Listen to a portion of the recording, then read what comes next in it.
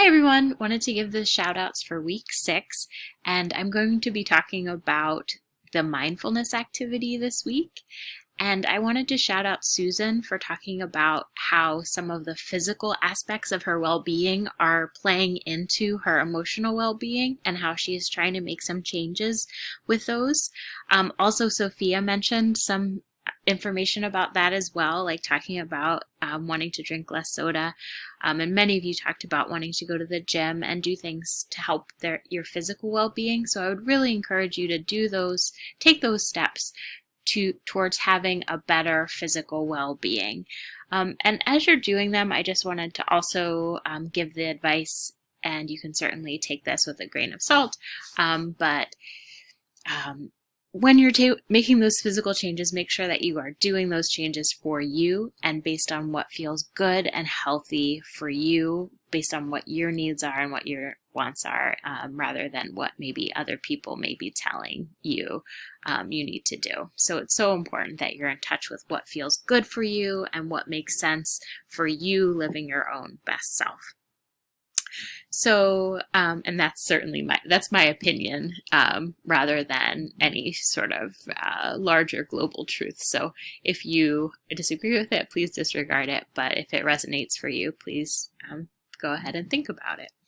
So we also heard a little bit about how money management can play into our emotional well-being. I really liked that was brought up as well.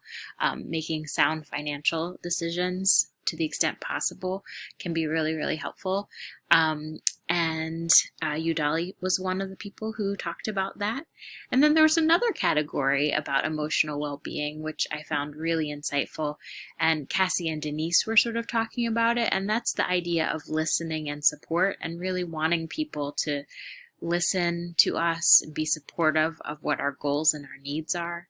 So if you feel like you are not getting that, I hope that you will reach out, maybe to me, to counseling at CCP, to trusted friends.